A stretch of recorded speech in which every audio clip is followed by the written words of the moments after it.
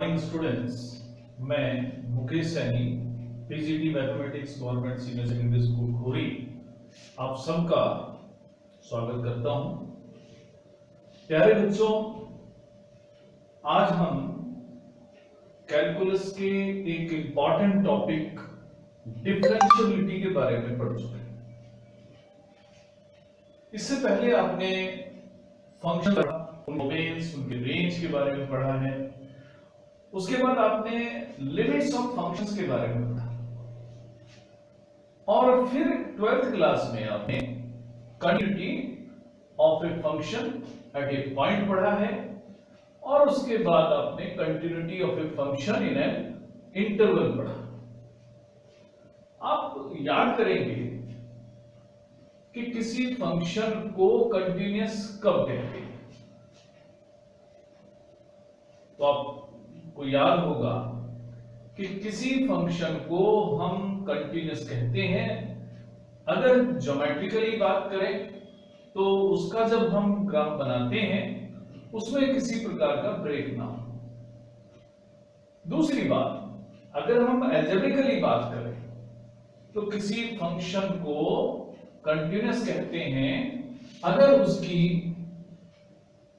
Left hand limit, right hand limit और function की उस पॉइंट पर वैल्यू बराबर हो। कंटिन्यूटी एट ए पॉइंट की अगर हम बात करते हैं, यानी उसकी left hand limit at x equal to 1 पर हम बात करें तो जिसे हम x tends to a minus of fx, इसी तरह से राइट हैंड लिमिट जिसे limit of fx x tends to a plus लिखते हैं और फंक्शन की a पर वैल्यू तीनों बराबर हो तो हम कहते हैं कि function x equal to a पर कंटिन्यूअस है। अब आप ये सोचे कि फंक्शन क्या हमेशा ही कंटिन्यूअस होता है, तो हमारे मन में स्वाभाविक प्रतिक्रिया उठती है कि हर फंक्शन कंटिन्यूअस नहीं हो सकता, तो कब कब कंटिन्यूअस नहीं होगा। तो ये परिस्थितियां ऐसी हो सकती हैं जब कंटिन्यूअस नहीं होगा, जैसे लेफ्ट हैंड लिमिट या राइट हैंड लिमिट में से कोई लिमिट एग्जिस्ट ना करे। दूसरी स्थिति हो सकती है कि दोनों लिमिट एग्जिस्ट करती हो, फाइनाइट हो, लेकिन फंक्शन की उस पॉइंट पर वैल्यू के इक्वल ना हो, तो भी फंक्शन कंटिन्यूअस नहीं होगा। फंक्शन अगर कंटिन्यूअस है तो हमने एक बात नोट करी कि फंक्शन का जो ग्राफ था वो विदाउट ब्रेक था, उसमें किसी तरीके का ब्रेक नहीं होता है, तब जाकर फंक्शन कंटिन्यूअस होता है। हम कंटिन्यूटी की बात इसलिए कर रहे हैं कि कंटिन्यूटी और डिफरेंशियबिलिटी एक दूसरे से जुड़े हुए टॉपिक्स हैं।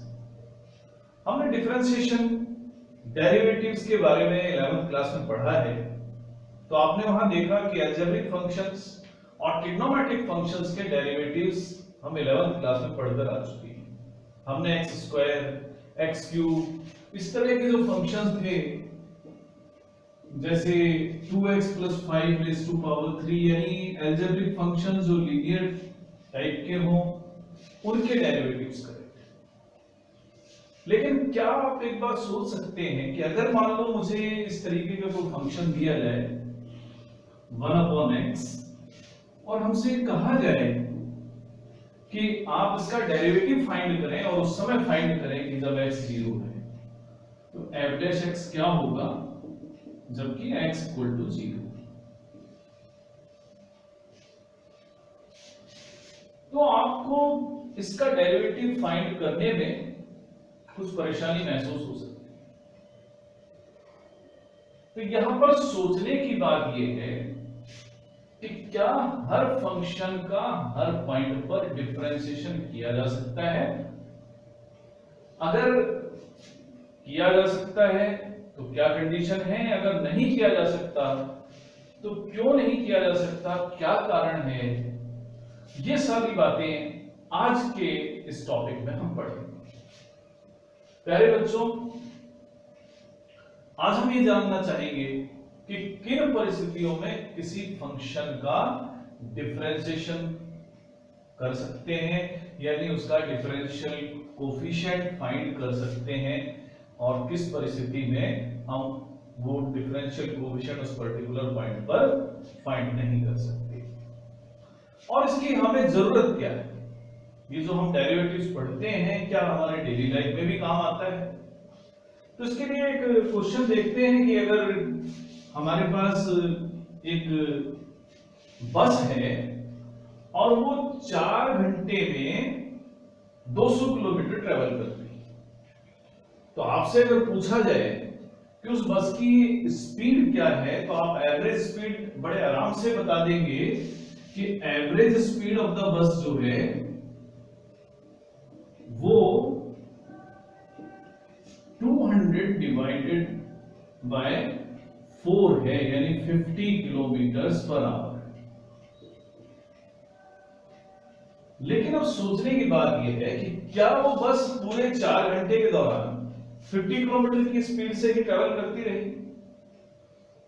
ऐसा तो कभी भी नहीं हो सकता कि कोई भी बस एक ही स्पीड से ट्रेवल करती रहेगी, क्योंकि कुछ परिस्थितियां ऐसी होंगी कि जब रोड हमें खाली मिलेगा उस समय स्पीड ज्यादा हो जाएगी, उस समय हो सकता है स्पीड 100 भी हो जाए, कई बार जैम होगा उस समय स्पीड कम हो जाएगी, 5 किलोमीटर पर आवर की भी हो सकती है, 10 किलोमीटर पर आवर की भी स्पीड हो सकती है। तो एवरेज स्पीड तो हम फाइंड कर सकते हैं।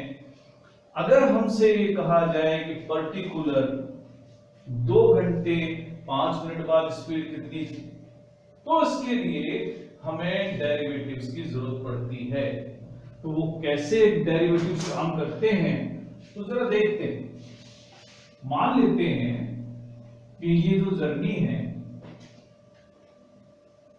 इस तरह से हमें स्ट्रेट लाइन में शो करते हैं। ओ से जर्नी शुरू हुई, ए तक जा रहे थे। किसी पर्टिकुलर टाइम पर मान लेते हैं कि x टाइम में वो बस fx डिस्टेंस ट्रेवल करती है, और उसी ड्यूरेशन में एक पॉइंट है c पर पहुंचती है बस, यहां पर पहुंचती है बस। हम चाहते हैं कि यहां पर हम स्पीड निकालें बस की, उस समय जब सी पर पहुंची थी तो बस की स्पीड क्या थी।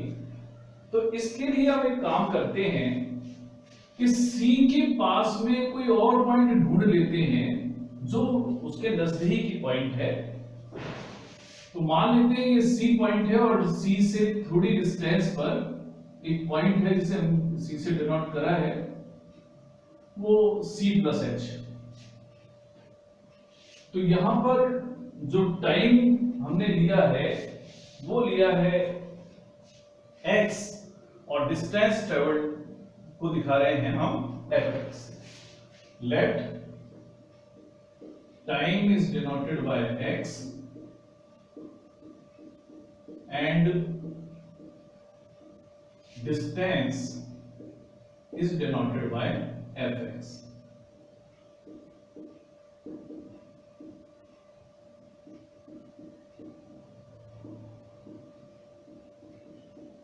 तो जब बस सी पर थी, मान लेते हैं कि उसने जो डिस्टेंस ट्रेवल की है उसको हम एफ ऑफ सी से डिनोट करते हैं।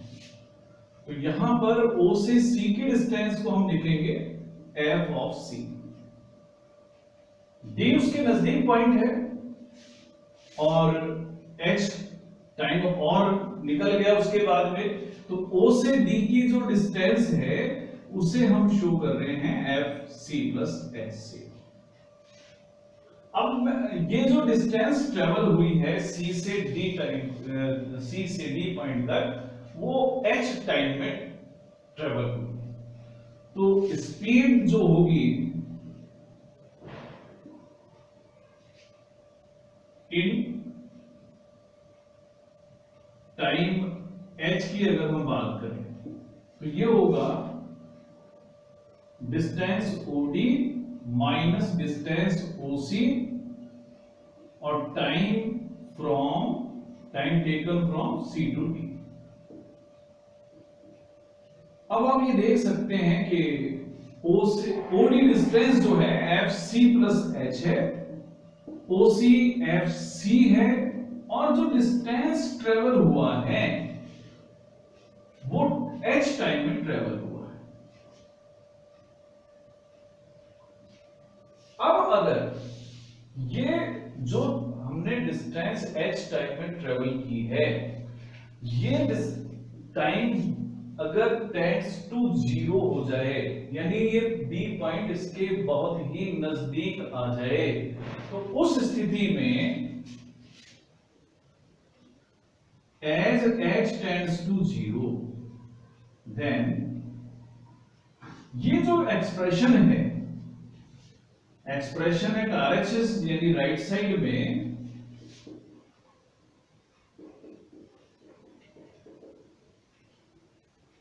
shows the instantaneous speed at c,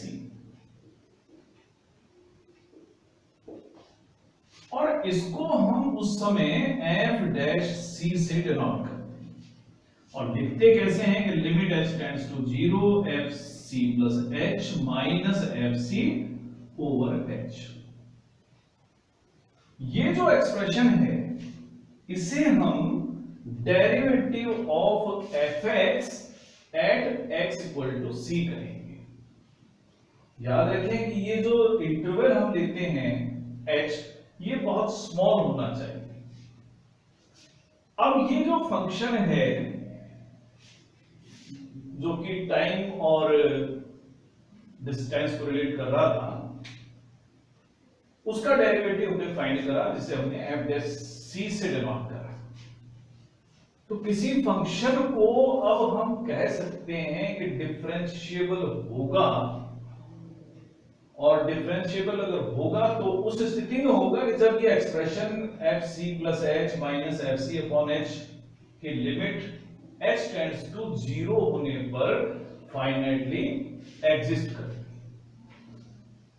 लेकिन किसी फंक्शन की डिफरेंशिएबिलिटी केवल इसी एक्सप्रेशन से ही कंप्लीट नहीं हो जाती। इसके लिए डिफरेंशिएबिलिटी हमें लेफ्ट साइड में भी चेक करनी होती है, राइट साइड में भी चेक करनी होती है। अगर वो दिए हुए पॉइंट के लेफ्ट साइड और राइट साइड दोनों साइड फंक्शन डिफरेंशिएबल होता है, तो ही हम कहते हैं कि ये फंक्शन उस पर्टिकुलर पॉइंट पर डिफरेंशिएबल है। तो फंक्शन fx की अगर मैं बात करूं, ये function fx is called differentiable eight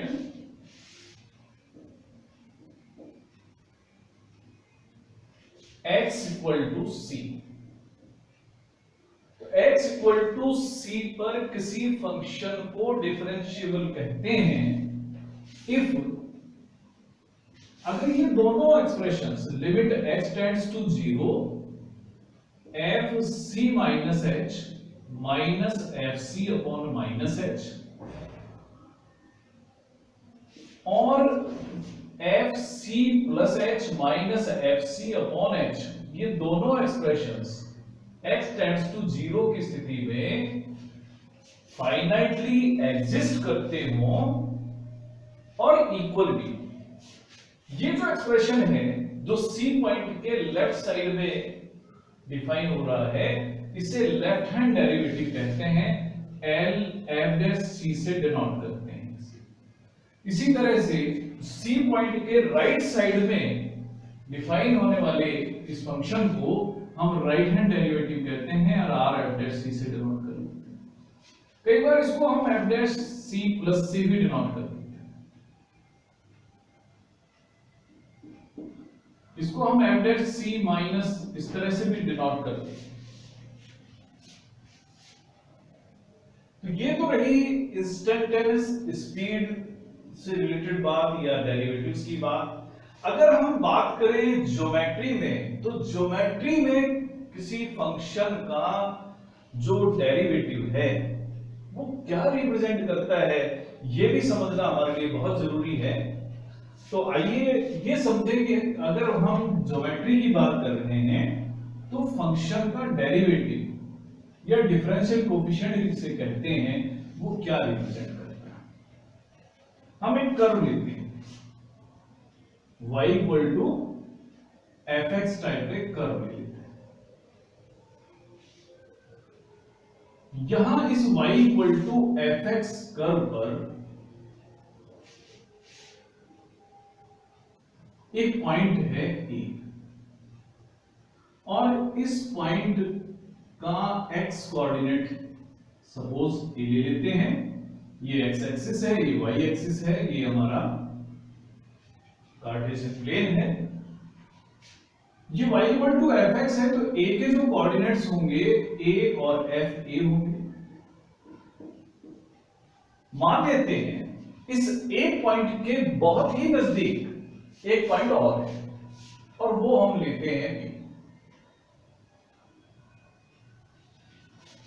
वो जो B पॉइंट है वो इस तरीके का पॉइंट है, वहां पर x कोऑर्डिनेट a प्लस h, तो उस समय जो y कोऑर्डिनेट होगा f a प्लस h होगा उसका, ये a प्लस h और y की वैल्यू फंक्शन a प्लस h में जो भी वैल्यू हमें प्राप्त होगी वो।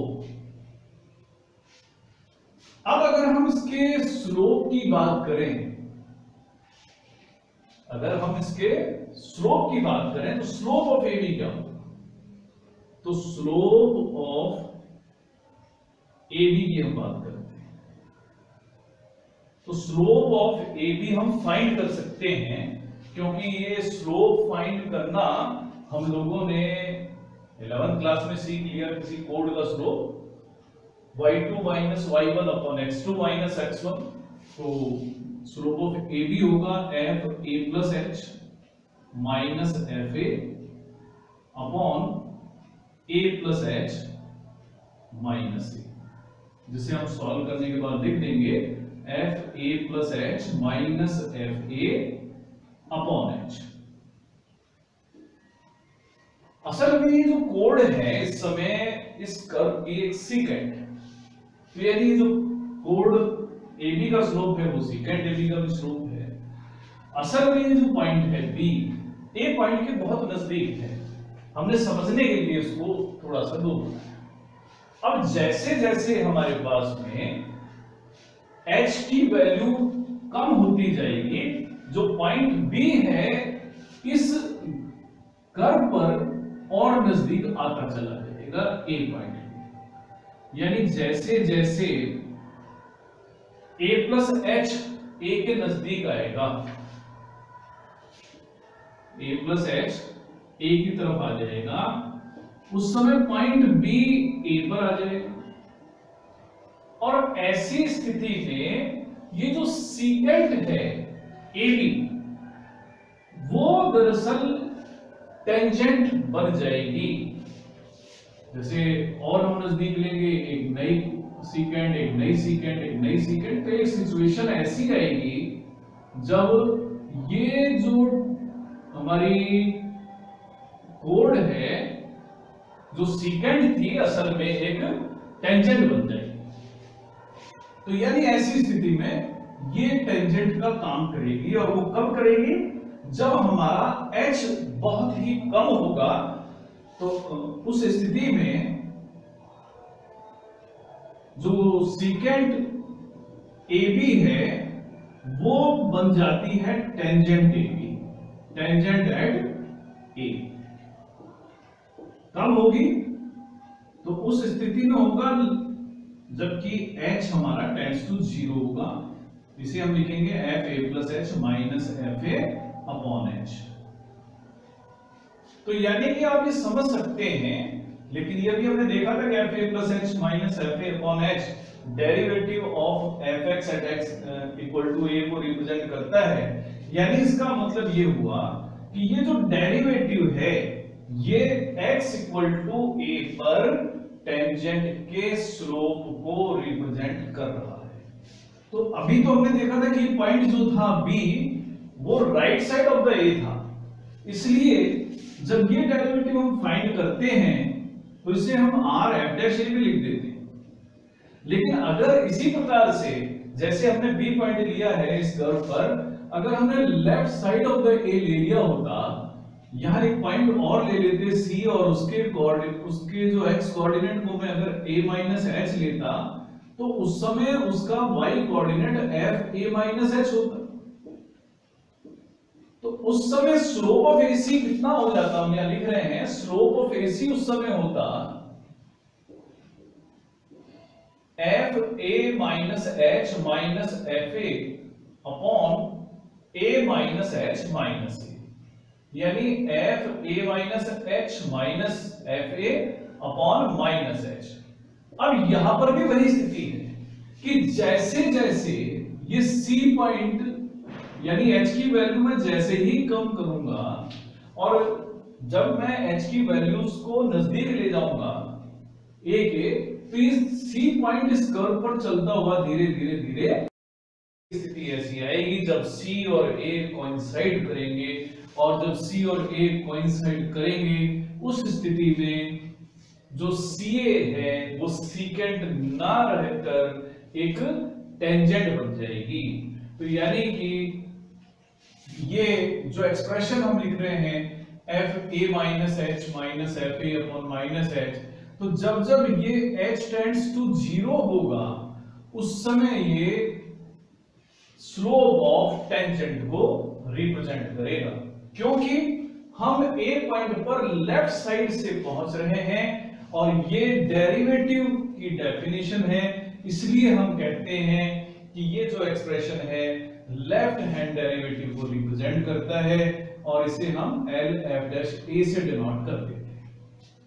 तो हम कंक्लूड कर सकते हैं कि अगर कोई फंक्शन का एक पॉइंट हमने लिया x इक्वल टू a, वो function x equal to a पर डिफरेंशिएबल होगा अगर उस पॉइंट पर एक यूनिक टेंजेंट मौजूद है। तो ये है ज्योमेट्रिकल मीनिंग ऑफ डिफरेंशिएबिलिटी। इसे हमें समझना चाहिए, किसी फंक्शन को हम डिफरेंशिएबल कह सकते हैं अगर उस फंक्शन के ग्राफ के किसी पॉइंट पर हम टेंजेंट ड्रा करें और वहां पर केवल और केवल एक ही टेंजेंट ड्रा की जा सकती है। अब बात ये आती है कि क्या हम किसी फंक्शन का ग्राफ देखकर ही पता लगा सकते हैं कि वो फंक्शन डिफरेंशिएबल होगा किसी पर्टिकुलर पॉइंट पर या नहीं? जी हां, मालूम किया जा सकता है। आपने कंटिन्यूटी में चेक करा, आपने देखा कि अगर किसी फंक्शन का ग्राफ बिल्कुल बिना ब्रेक के बनता है तो इसका मतलब यह है कि वो फंक्शन कंटिन्यूअस। लेकिन अगर फंक्शन का अगर डिफरेंशिएबिलिटी चेक करना हो तो हमें ये चेक करना चाहिए कि वो फंक्शन का जो ग्राफ बन रहा है वो स्मूथ बन रहा है या नहीं बन रहा है। अगर फंक्शन का ग्राफ स्मूथ बनता है तो हम कहते हैं कि फंक्शन डिफरेंशिएबल है। तो if the graph of function, if the graph of fx is smooth, then function is differentiable. If the graph of fx is smooth, then fx is differentiable.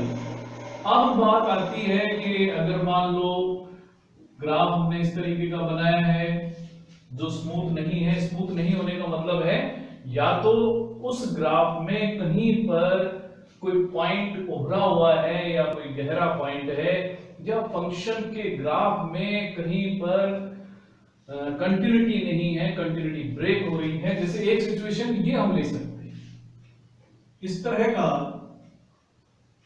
कोई ग्राफ अगर मान लो हम ले लें तो ये जो पॉइंट है इस पॉइंट पर ये पॉइंट उभरा हुआ पॉइंट है y इक्वल टू fx।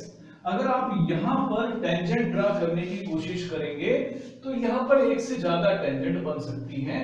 जैसे मान लो इस पॉइंट पर एक टेंजेंट आपने ये बना दी है, एक पॉइंट दूसरी टेंजेंट इस तरीके की बन गई, क्योंकि मोर देन वन टेंजेंट यहां पर आ रही है, इसका मतलब ये जो ग्राफ है इस पॉइंट पर फंक्शन डिफरेंशिएबल नहीं है।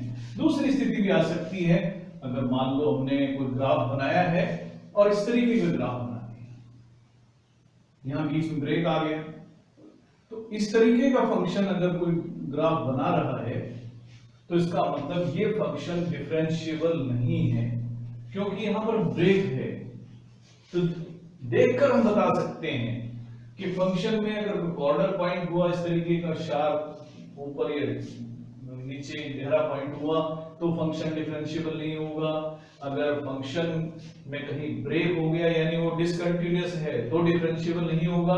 और एक सिचुएशन और हम समझ सकते हैं कि अगर मान लो हमारा ग्राफ इस प्रकार का है और उसका कोई पॉइंट ऐसा है जहां पर हम टेंजेंट अगर हम बनाएं और वो पैरेलल टू वाई एक्सिस हो जाए, अगर कभी कोई पॉइंट ऐसा मिलता है जहां पर tangent parallel to y axis हो जाती है तो भी उस फंक्शन पर, तो भी उस पॉइंट पर फंक्शन डिफरेंशिएबल नहीं होगा। If tangent is parallel to y axis तो भी फंक्शन डिफरेंशिएबल नहीं होगा, then fx is not differentiable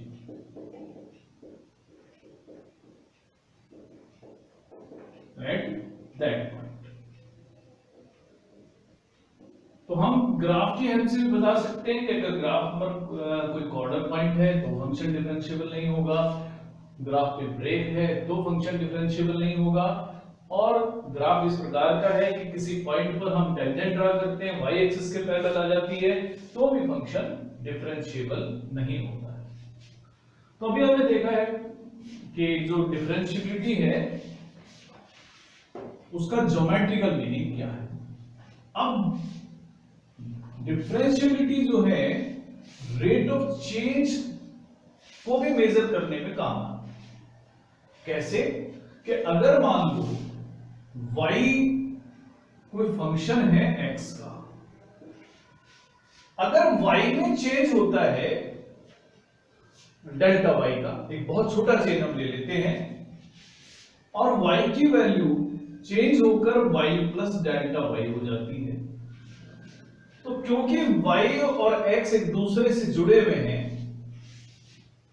तो fx में भी चेंज होता है और fx की वैल्यू चेंज होकर fx प्लस डेल्टा x होती है। यानी नेट चेंज इन y की अगर बात करें तो डेल्टा y की अगर मैं बात करूंगा तो ये चेंज होगा fx plus delta x minus fx।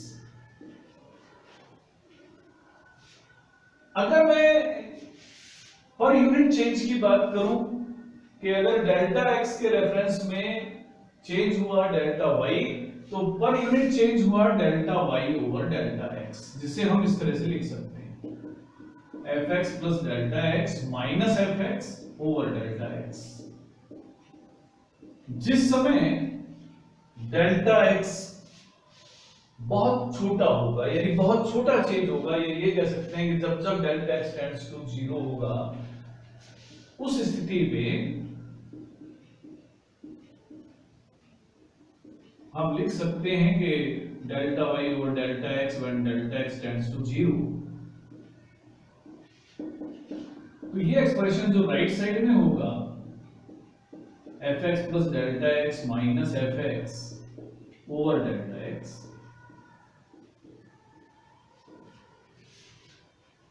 ये rate of change of y with respect to x को शो करेगा। इसे हम dy by dx भी कह लेते हैं। तो dy by dx rate of change of y with respect to x को रिप्रेजेंट करता है और इसे हम fx plus delta x minus fx over delta x से फाइंड कर सकते हैं।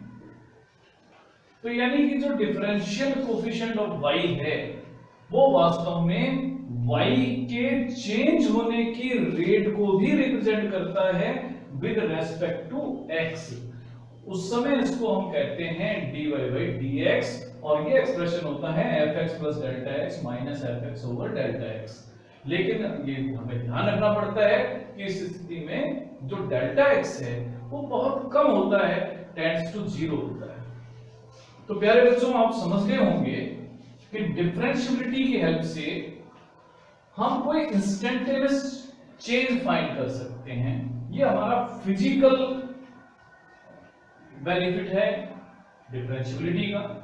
अगर हम बात करें ज्योमेट्री की, तो ज्योमेट्री में जो डेरिवेटिव ऑफ फंक्शन है, किसी फंक्शन के ग्राफ के किसी पर्टिकुलर पॉइंट पर स्लोप के टेंजेंट के स्लोप को रिप्रेजेंट करता है।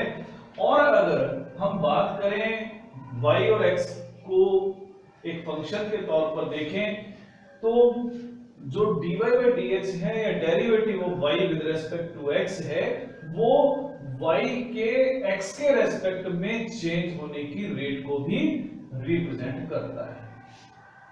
प्यारे बच्चों, अगले एक्सरसाइज में हम या अगले लेक्चर में हम डिफरेंशियबिलिटी और कंटिन्यूटी में क्या रिलेशन है ये हम पढ़ेंगे, और इसकी जो कुछ प्रैक्टिकल प्रॉब्लम्स हैं वो किस तरह से सॉल्व करेंगे उनको पढ़ेंगे। आज के लिए इतना ही, धन्यवाद।